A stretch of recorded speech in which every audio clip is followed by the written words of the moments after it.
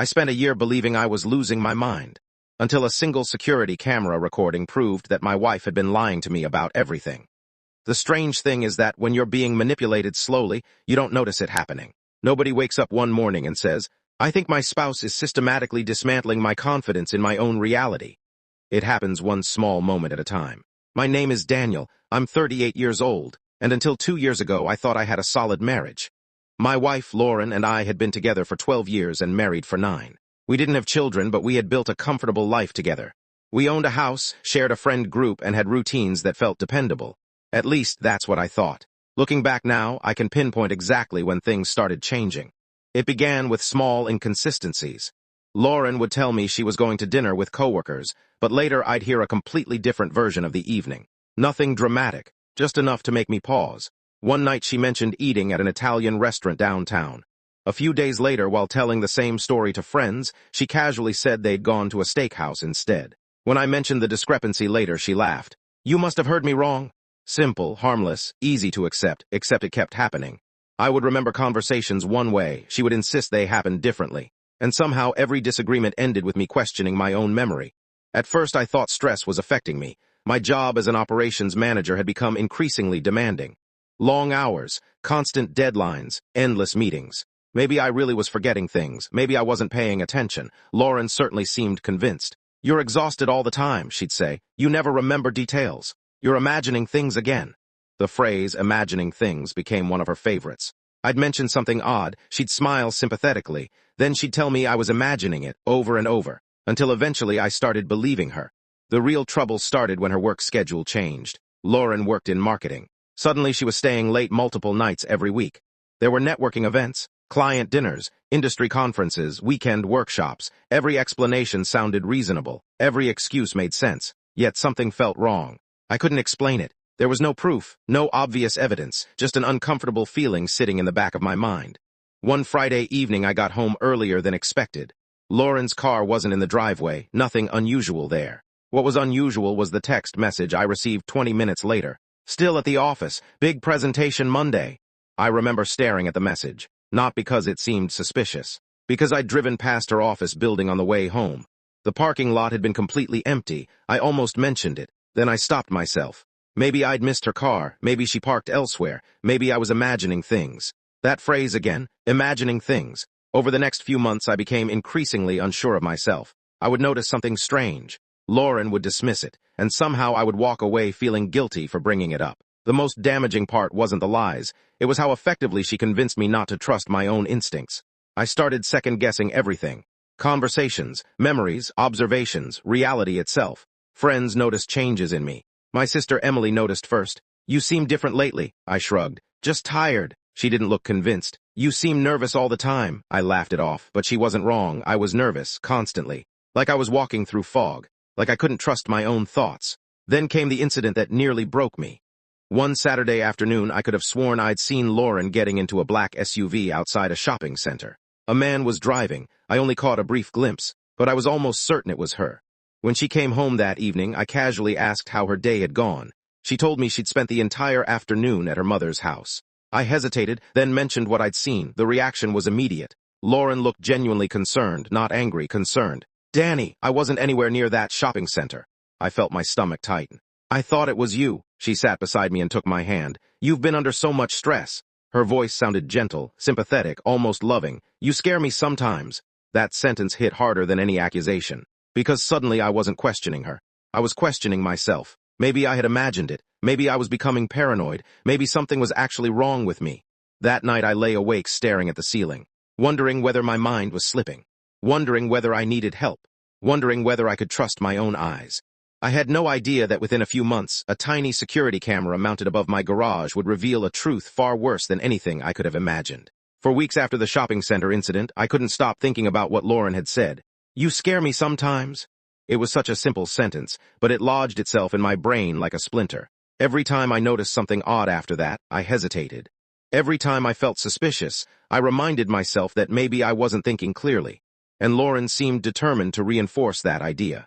She became almost overly attentive whenever I questioned something. Not defensive, not angry, concerned. That was what made it so effective. If she had screamed at me or become hostile, I probably would have trusted my instincts more. Instead, she treated me like someone she genuinely worried about, someone struggling with stress, someone who needed reassurance, someone whose mind couldn't always be trusted. The scary part is how well it worked. One evening I came home and noticed a wine glass in the sink. Just one. Lauren rarely drank wine alone. Usually when we opened a bottle, we'd both have a glass. When I casually mentioned it, she smiled. "Oh, I had one while reading." Simple answer, reasonable answer. Yet something felt off. I couldn't explain why. Maybe because she hated drinking alone. Maybe because I knew her routines. Maybe because my instincts were screaming at me. But I ignored them. Again. A few days later, I found a men's jacket hanging in our hallway closet. At first glance, I thought it was mine. Then I realized I'd never seen it before. It wasn't my size. It wasn't my style. And it definitely wasn't mine. When I asked Lauren about it, she immediately laughed. "Oh my God." She actually rolled her eyes. "That's your old jacket." "No, it isn't." "Yes, it is. It doesn't even fit me." She walked over, looked at the tag, then shrugged. "Maybe it's been in there for years." I stared at the jacket. I knew it hadn't. But somehow, after 20 minutes of discussion, I ended up feeling ridiculous. By the end of the conversation, I wasn't wondering whose jacket it was. I was wondering why I couldn't remember owning it. That should have been my first major warning sign. Instead, I let it go. Because that's what gaslighting does. It doesn't just make you doubt facts. It makes you doubt your ability to recognize facts. Around that time, the black SUV started appearing more often. Not always, just enough to catch my attention. I would see it parked near our neighborhood, or turning onto a nearby street, or sitting in a parking lot near places Lauren frequently visited. Every time I noticed it, I felt uneasy. Every time I tried to rationalize it. After all, black SUVs weren't exactly rare. There were thousands of them. I had no evidence it was the same vehicle. No evidence it was connected to Lauren. No evidence of anything. Still, the feeling remained. Then something happened that made me seriously consider seeing a therapist. One Saturday morning, Lauren told me she was attending a marketing workshop across town. She left around 9. The entire day passed normally.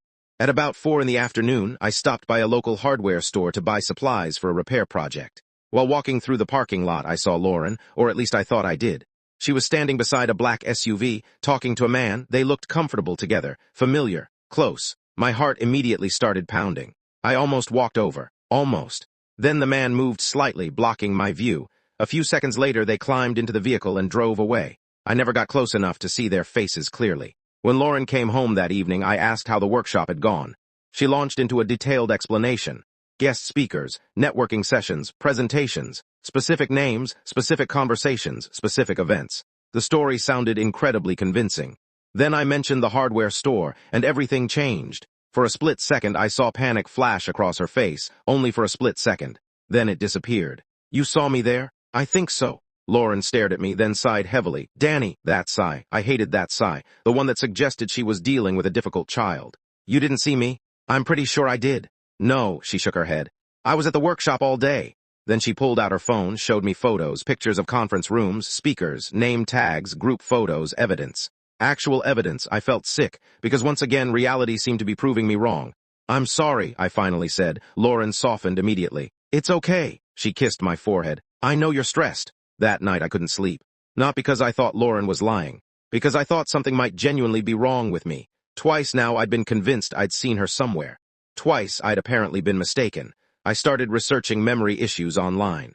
Stress-related cognitive problems, anxiety disorders, paranoia, sleep deprivation. Every article seemed to describe pieces of what I was experiencing. The more I read, the more worried I became. Maybe Lauren was right.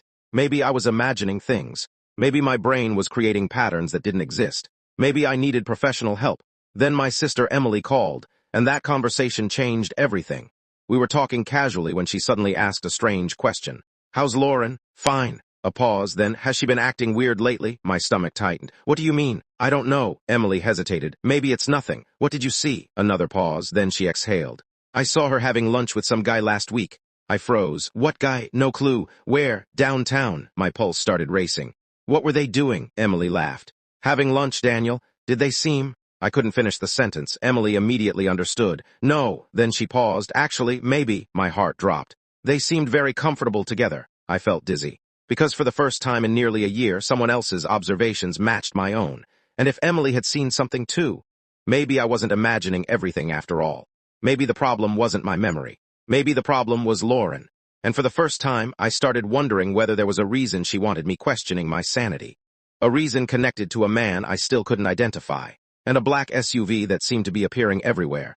After my conversation with Emily, something shifted inside me, not dramatically, not all at once, but enough.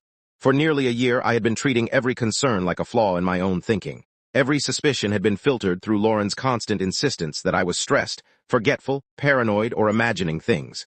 Now, for the first time, someone else had independently noticed something. Emily had no reason to lie. She had always liked Lauren. They got along well. In fact, if there was anyone in my life who would have defended Lauren, it was my sister. Yet she'd admitted seeing her with another man. And more importantly, she'd noticed how comfortable they seemed together. That detail haunted me, because comfort wasn't accidental. Comfort suggested familiarity, history, routine, the kind of ease that develops over time. I spent the next several days replaying every strange moment from the past year. The late nights, the changing stories, the mysterious jacket, the black SUV, the conference photos. The constant way Lauren redirected every question back toward my supposed inability to trust my own memory. Individually, none of those things proved anything. Together, they formed a pattern I could no longer ignore. Still, I wasn't ready to accuse her, not without evidence. The truth was that I wanted proof one way or another. If I was wrong, I needed to know. If I was right, I needed to know that too. Living in uncertainty was destroying me. So I made a decision that at the time felt ridiculous. I ordered 2 security cameras. Officially, they were for home security. At least that's what I told myself. One camera went above the garage. The other covered part of the driveway. Nothing invasive, nothing inside the house, nothing that violated privacy, just exterior security cameras like thousands of homeowners install every year. Lauren barely noticed them. When she asked why I bought them, I blamed a recent increase in package thefts around the neighborhood. She accepted the explanation immediately, which surprised me. Looking back, I think she never imagined the cameras would become a problem. For the first few weeks, they didn't reveal anything unusual. Normal comings and goings, delivery drivers, neighbors walking dogs, routine daily life. Part of me started feeling foolish. Maybe I really had built an entire conspiracy inside my head. Maybe Lauren had been right all along. Then came a Thursday afternoon in October, and everything changed. I was at work when my phone sent a motion alert from the driveway camera.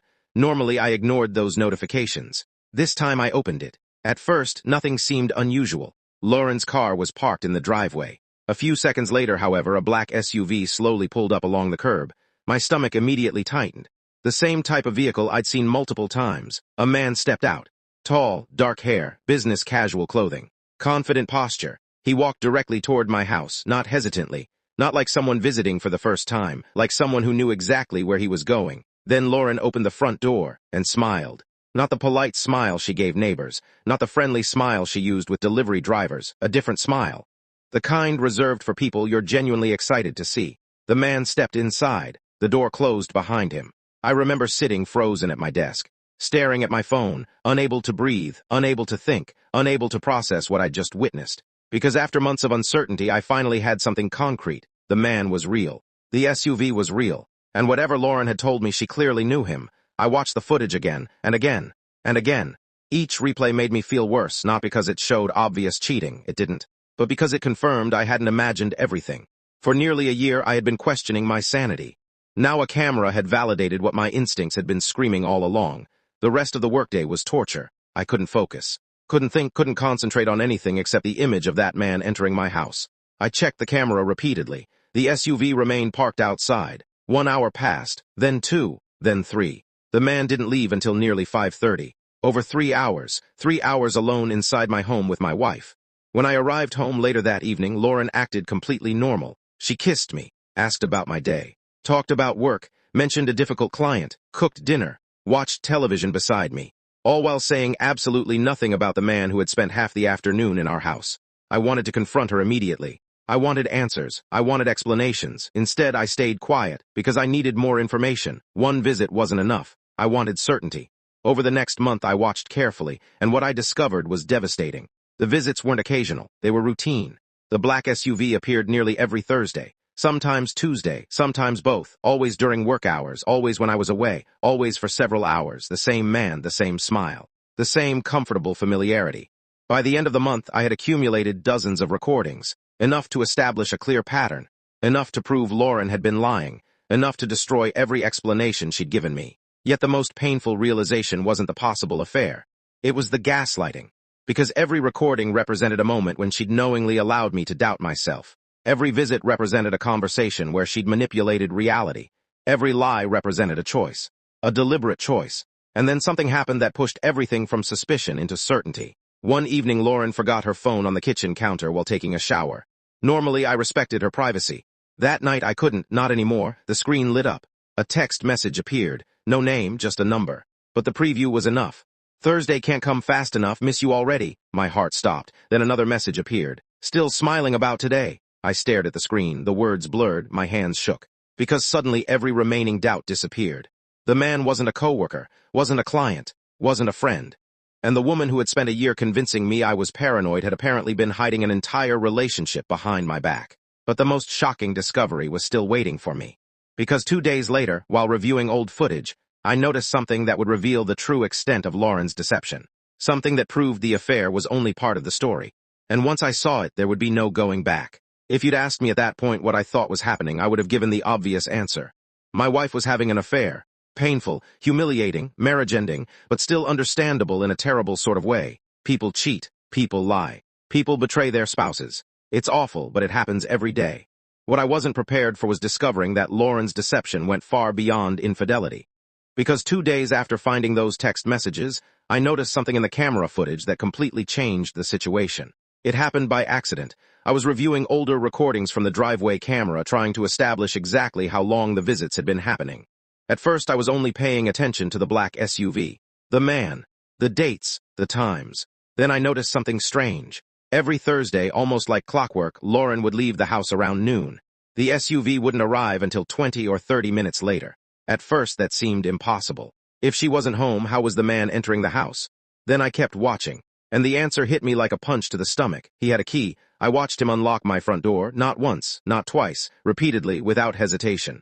Without knocking, without waiting, like he belonged there. I remember sitting at my computer staring at the footage, unable to comprehend what I was seeing. Because giving someone a house key wasn't a casual decision, especially not when that someone was apparently your affair partner. Lauren hadn't simply been sneaking around. She had given another man unrestricted access to our home. Our home. The place we'd bought together. The place we'd spent years building. The place I believed was safe. Suddenly every room felt contaminated. Every piece of furniture felt different. Every memory felt tainted. That evening I walked through the house looking at things I'd seen every day for years. The kitchen, the living room, the hallway, the bedroom, and all I could think was he had been here not once, not twice, repeatedly, for months, maybe longer. The realization made me physically ill. For the first time, anger started replacing confusion. Not explosive anger, cold anger, the dangerous kind, the kind that grows quietly, the kind that remembers everything. I started gathering evidence more systematically. Screenshots, video clips, dates, times, text messages whenever I could safely capture them. I created a folder on an external drive and stored everything there. Part of me felt guilty. Another part reminded me that Lauren had spent the last year convincing me I was losing my mind. At that point, protecting myself felt necessary. A week later, I got my first break. Lauren forgot her tablet at home. Unlike her phone, it wasn't password protected.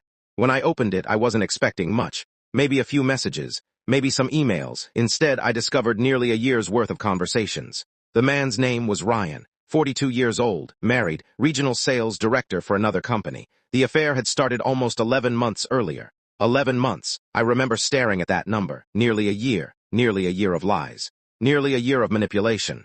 Nearly a year of making me question my sanity. The messages were brutal, not because they were romantic, because they revealed how Lauren talked about me. I had expected guilt, maybe embarrassment. Maybe even occasional remorse. Instead, I found mockery. One message from Ryan asked whether I was becoming suspicious. Lauren replied, "He notices things sometimes, but he's easy to redirect." Easy to redirect. I read that sentence at least 20 times. Then another. "He thinks he's going crazy lately." Ryan responded with a laughing emoji. Lauren replied, "Honestly, sometimes I think he'll convince himself he's imagining me entirely." I felt sick. Not heartbroken, not yet, sick. Because suddenly I understood everything. The gaslighting wasn't accidental. It wasn't defensive. It wasn't panic. It was deliberate, intentional, strategic. Every conversation, every denial, every concerned expression, every suggestion that I was stressed or forgetful. She had known exactly what she was doing, and she had apparently found it amusing.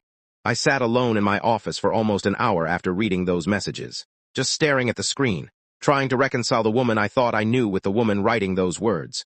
The two versions didn't match, couldn't match, yet there they were. The evidence was undeniable. Then I found the message that changed everything, the message that transformed this from an affair into something much worse. Ryan had written, "Any progress on the house situation?" Lauren responded, "Almost there." Then, "He's starting to question himself enough that I don't think the separation will be difficult." I froze, read it again, and again, then the next message. "If everything goes according to plan, I'll have him agreeing that the marriage problems are his fault." My hands actually started shaking, because suddenly the pieces fit together. The gaslighting wasn't just about hiding an affair. It was preparation for something bigger. Lauren wasn't merely cheating, she was building a narrative, creating a version of reality where I would eventually accept responsibility for the collapse of our marriage, where I would doubt my own perceptions, where I would blame myself, and perhaps most importantly, where she could leave with minimal resistance. The realization terrified me, not because of the divorce itself, because of how calculated it all was. This wasn't impulsive. This wasn't emotional. This had been planned, carefully, methodically, for months. Possibly longer. That night I barely slept. I spent hours reviewing messages, videos, photos, trying to understand the scope of what I was dealing with. By dawn, one thing had become clear. I couldn't confront Lauren yet. Not emotionally. Not impulsively. Not without a strategy. Because the woman sleeping beside me wasn't the woman I thought I'd married. And if she had spent nearly a year manipulating my reality, I needed to assume she was capable of far more than I'd imagined. So instead of confronting her, I called someone else. A divorce attorney. And what he told me during our first meeting would completely change the way I approached everything that followed. Because for the first time, someone looked at the evidence and said the words I desperately needed to hear. "You're not crazy, Daniel. You're being manipulated." And hearing that felt like waking up after a year-long nightmare. The attorney's name was Michael. I met him on a rainy Tuesday morning in an office building downtown, carrying a flash drive that contained nearly a year's worth of evidence. Video footage, screenshots, text messages, dates, timelines, everything. I remember feeling nervous as I sat across from him. Not because I was worried about what he would find. Because a small part of me was still afraid he'd somehow confirm Lauren's version of reality. That maybe I had exaggerated things. Maybe I was overreacting. Maybe I wasn't seeing clearly. That's how deeply the gaslighting had affected me. Michael spent almost an hour reviewing the materials. He barely spoke. Occasionally he took notes. Occasionally he asked a question. Mostly he just examined the evidence. When he finally looked up, his expression was completely serious. "Daniel," I swallowed. "Yeah, you need to understand something." He leaned forward slightly. "None of this is normal." For a moment I just stared at him, then he continued. "The affair is bad enough." He tapped the stack of printed messages. "But this," his finger landed on several conversations where Lauren discussed making me doubt myself. "This is psychological manipulation." Hearing someone else say it out loud hit me harder than I expected.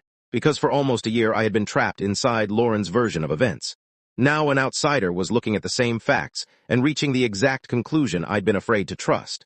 Michael spent the next hour explaining my options. Not just legally, practically, emotionally, strategically. His advice surprised me. "Do not confront her yet." "Why?" "Because right now she thinks she's controlling the situation." I frowned. And people make mistakes when they feel safe." That sentence stayed with me. People make mistakes when they feel safe. So I followed his advice. I acted normal, painfully normal. I continued going to work. Continued eating dinner with Lauren.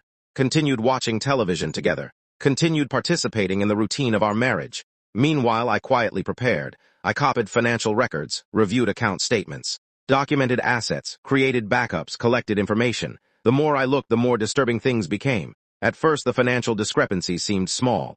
A few unexplained purchases, restaurant charges, hotel expenses. Nothing dramatic. Then I widened the timeline, and suddenly a pattern emerged.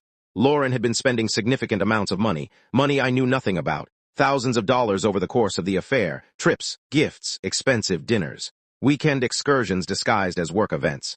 The realization stung, not because of the money itself, because she had used our money, shared money we had earned together, to support a relationship built on deception. Yet even that wasn't the worst discovery.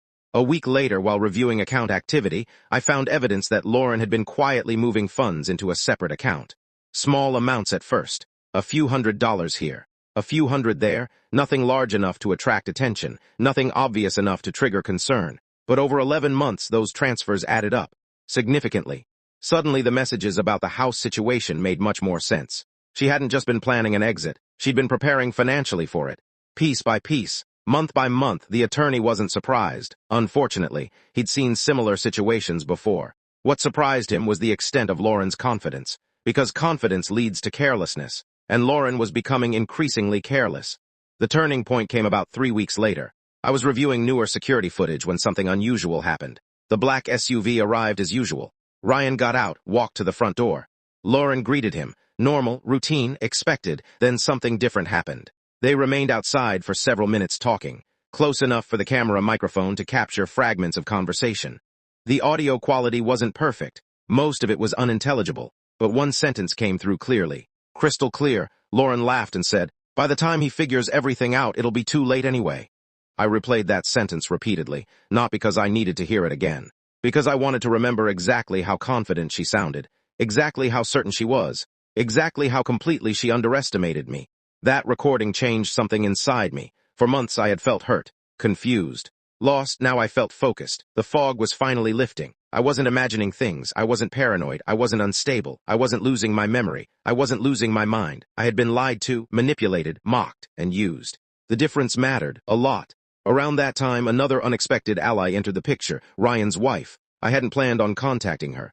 The attorney actually advised caution, but fate intervened first. One evening I received a message from an unfamiliar number. The sender introduced herself as Melissa, Ryan's wife. My heart nearly stopped.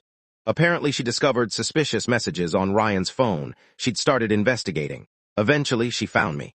The first conversation lasted almost 3 hours. Neither of us knew what to say initially. How do you introduce yourself to someone whose life has been destroyed by the same people who destroyed yours? Awkwardly, it turns out. But as we compared timelines, evidence, and information, a larger picture emerged.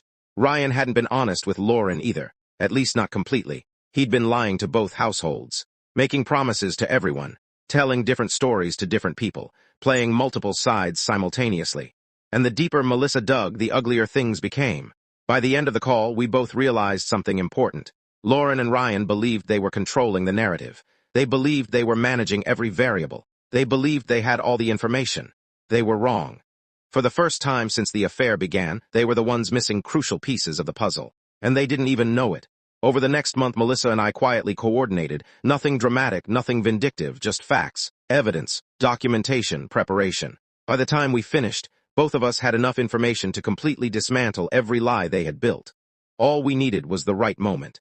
And that moment arrived unexpectedly when Lauren announced she wanted to have a serious conversation about our marriage.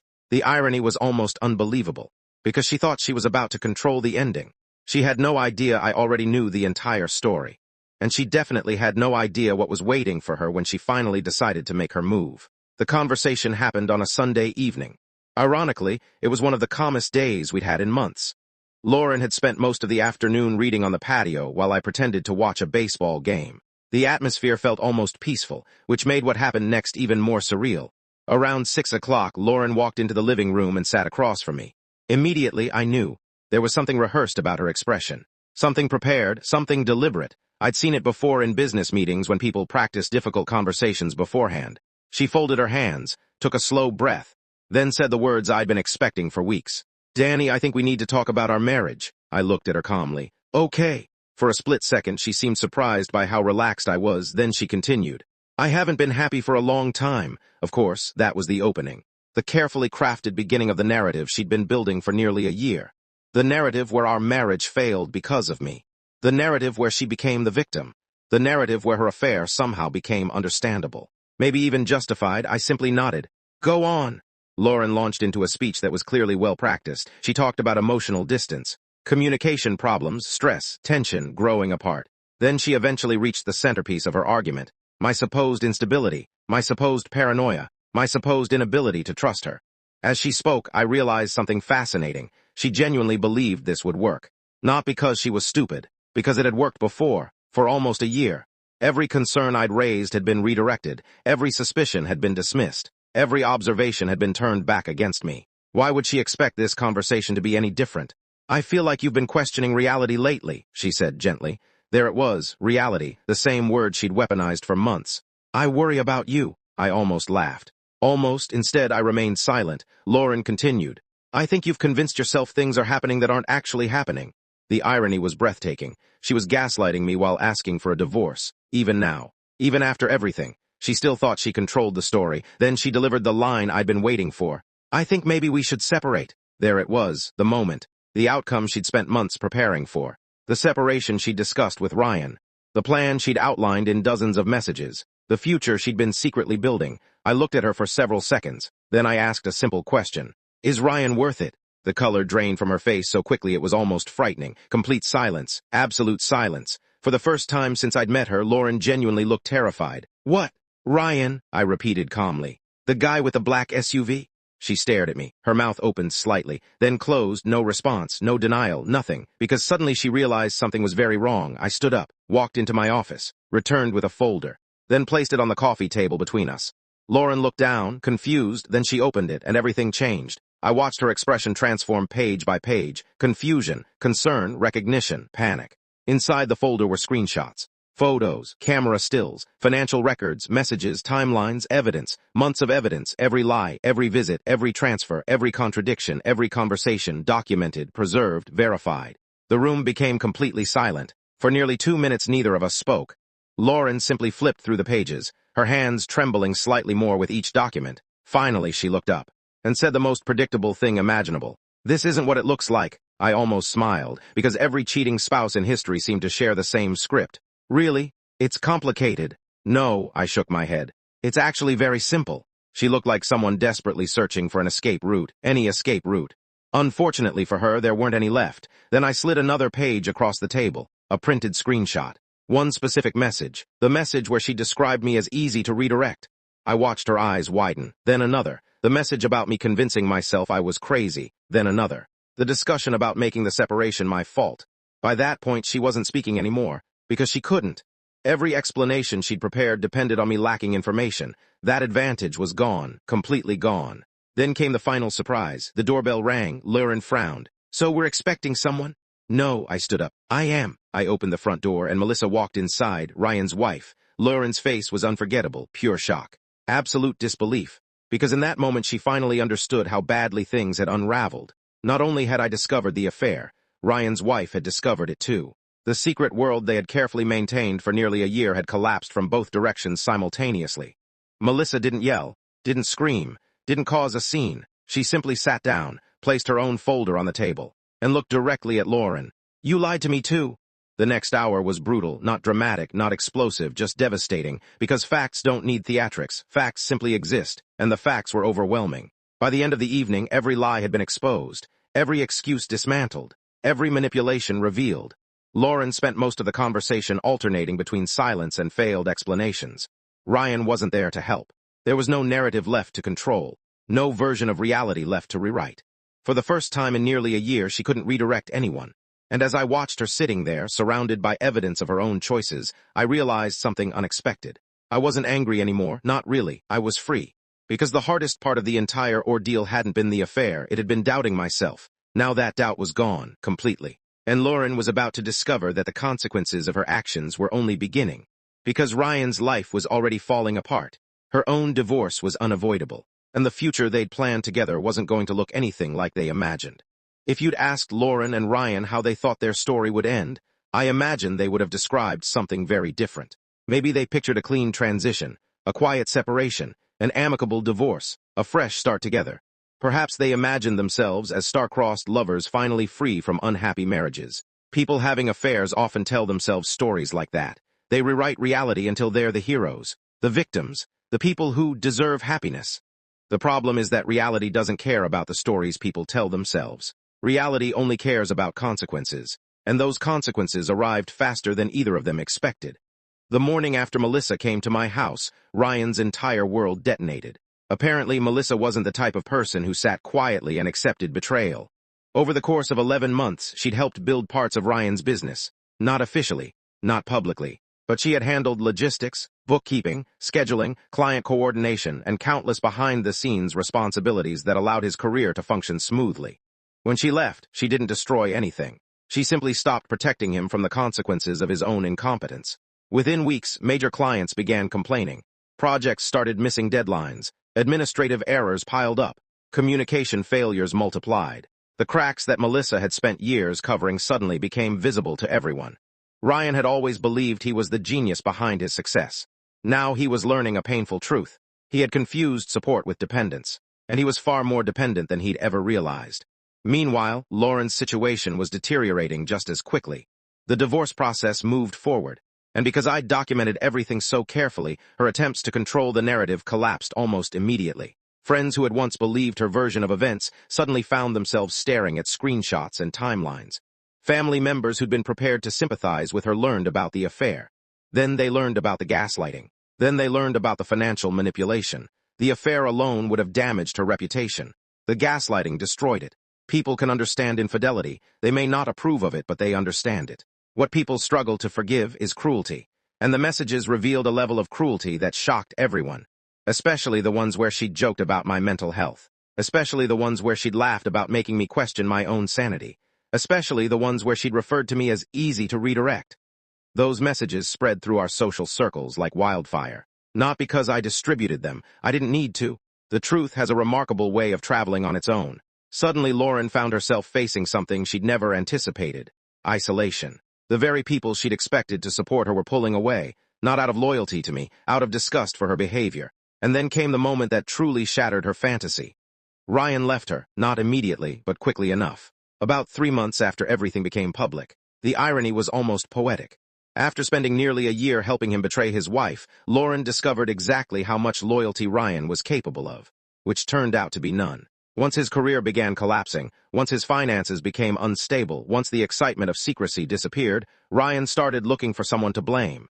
Guess who became the easiest target? Lauren. According to mutual acquaintances, their relationship devolved into constant arguments. Accusations, resentment, finger-pointing. The same dishonesty that had helped create their affair eventually poisoned it. Because trust built on betrayal isn't trust. It's temporary convenience. One evening, nearly 6 months after our confrontation, I received a phone call from Lauren. The first non-divorce-related call she'd made in months. I almost didn't answer. Eventually, curiosity won. When I picked up, there was a long silence. Then she spoke. "Danny." I recognized the voice immediately, but something was different. The confidence was gone. The certainty was gone. The superiority was gone. She sounded tired, broken, defeated. "I made a mistake." I actually laughed, not cruelly, just genuinely surprised. A mistake. For nearly a year she had manipulated me, lied to me, mocked me, planned against me, transferred money, built an alternate life, destroyed our marriage. That wasn't a mistake. That was 1,000 separate decisions. "I don't think that's the right word." Silence, then quiet crying. "I thought he'd make me happy." There it was, the truth, not love, not destiny, not soulmates, just a fantasy. A fantasy that reality had destroyed. For several minutes she talked, about regrets, about consequences, about how everything had fallen apart, about losing friends, about losing Ryan, about losing respect, about losing the future she'd imagined. Then she finally asked the question I think she'd been building toward all along. "Do you think you'll ever forgive me?" I thought about it carefully, then answered honestly. "I already have." Silence. "But forgiveness doesn't mean I want you back." That sentence hit harder than any insult ever could. Because deep down, I think Lauren expected anger, maybe even hatred. What she wasn't prepared for was indifference. The opposite of love isn't hate. It's no longer caring. And by then, I truly didn't. The divorce finalized several months later. The house was sold. Assets were divided, lives separated. And for the first time in years, my home felt peaceful. No lies, no manipulation, no second-guessing reality, just peace. About a year later, I ran into Emily for lunch. At one point, she smiled and asked a question. "Do you ever miss her?" I considered it, then shook my head. No, and I meant it, because the woman I missed never really existed. She was a character, a performance, a carefully constructed illusion. The real Lauren was the person revealed by those messages, the person who laughed while I questioned my sanity, the person who thought she could manipulate reality forever, the person who believed consequences were things that happened to other people. She was wrong, spectacularly wrong. The funny thing about gaslighting is that eventually the truth arrives. Sometimes slowly, sometimes all at once, but it always arrives. And when it does, reality has a way of collecting every debt that's been accumulating in the dark. Lauren spent nearly a year convincing me I was losing my mind. In the end, she lost her marriage, her reputation, her friends, her affair partner, and the future she thought she'd secured. I lost something too, the person I thought I had married, but compared to everything she lost, I'd say I got the better deal.